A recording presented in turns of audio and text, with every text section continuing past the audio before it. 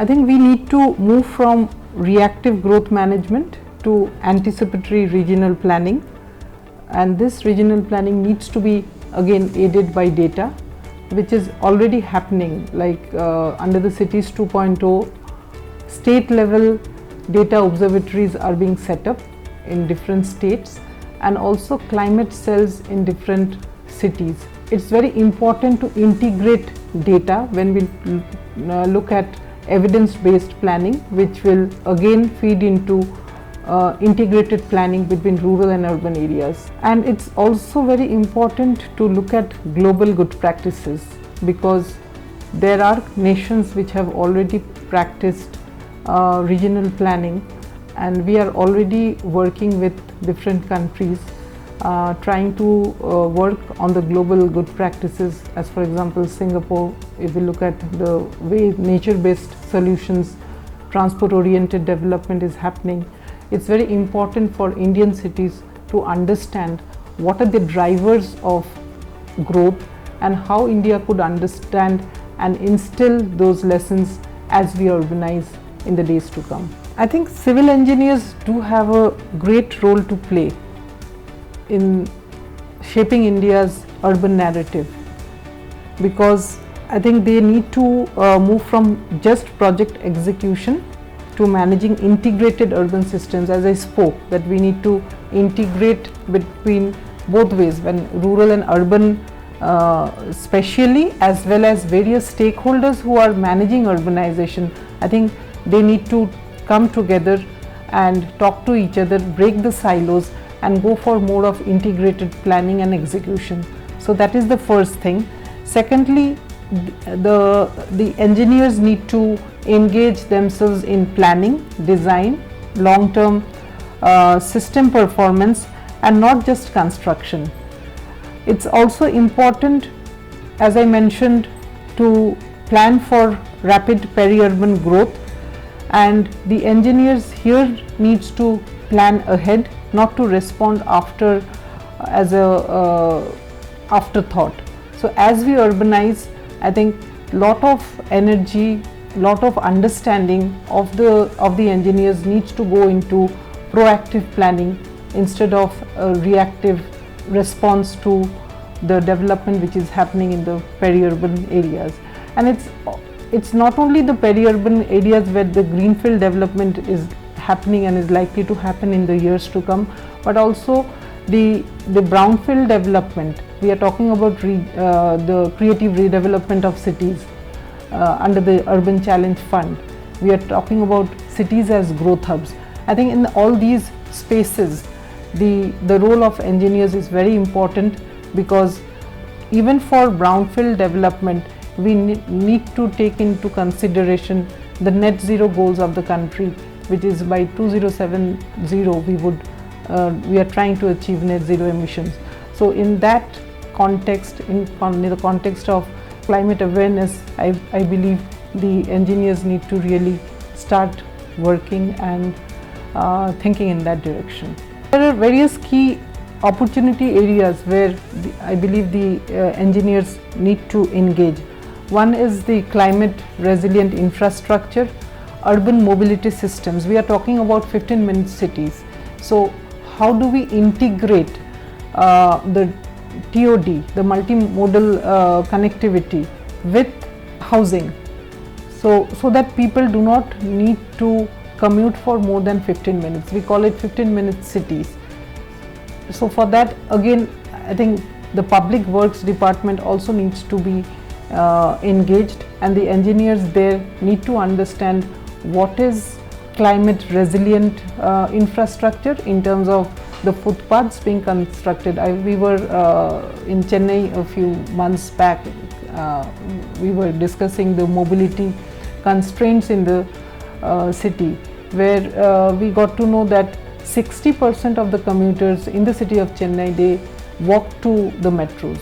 So I believe strengthening the footpaths, making those barrier free, is a very important aspect of town planning.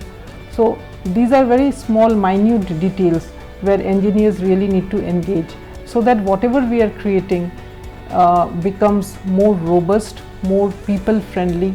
And if the city is people friendly, I believe we can also work together towards boosting business, because the vision of our country is to make cities more livable and also make it more investment friendly. So foreign investors, private developers will only come when the city is safe, the city is walkable, and we can provide services to one and all, so that inclusivity of our citizens are also there. Another big opportunity which urbanization is throwing up, I think urbanization is really creating opportunities for people, for investment to happen both globally and also in the domestic space. And if you look at the budget announcements this year, we are talking about the Urban Challenge Fund. So through that, the central government will be providing 1/4 as grant for the projects, and the remaining 3/4 needs to be harnessed from the private sector, the cities and the state governments. So this is a huge opportunity for the private sector to come in to boost private funding into urban infrastructure, be it water governance, be it the solid waste management sector, be it the transport sector, or for that matter the creative redevelopment of cities. If you look at the railway stations, even those are being redeveloped, and those also throw up a lot of opportunities. When we talk about the TOD, I think it's very important for people from the small towns, from the peripheries, to get the opportunities which we have in big cities. So the RRTS which is being developed, I think, and also the metro, we are going to be the largest metro in the world in a few years to come. So all this put together, I think a lot of opportunities are being thrown up by urbanization. So it's very important for the people living in the census towns, in the small towns, to also reap the benefits which big cities are throwing up. So through RRTS, through the metros, the people living in the small towns are being able to come to big cities. And if there is a proposal of having small dormitories in the metro stations, so if a student wants to come to a big city for 2 months or 6 months, so there is a space created for safe housing for the students in the vicinity of the metro stations. So these are the opportunities which are being thrown up by urbanization, and it's very important for us to understand. So the engineers, instead of just concentrating on creation of new buildings or new infrastructure, needs to understand and align with what are the opportunities that are being thrown up by urbanization, and how can we work together to create more livable spaces in an inclusive manner for people of all genders and also people of all age groups. India is going through one of the largest urban transitions globally. I think this is going to shape the economic as well as the spatial future of the subcontinent. When we look at the population, we were 377 million in 2011.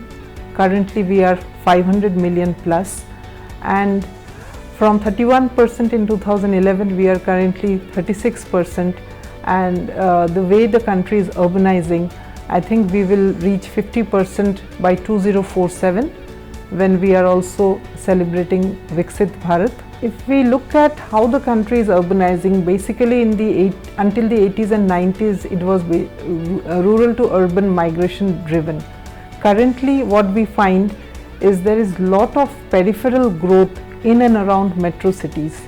So there is a very strong likelihood of in situ urbanization happening in the peripheral areas of metropolitan cities, which really means that lot of census towns are mushrooming in and around large cities.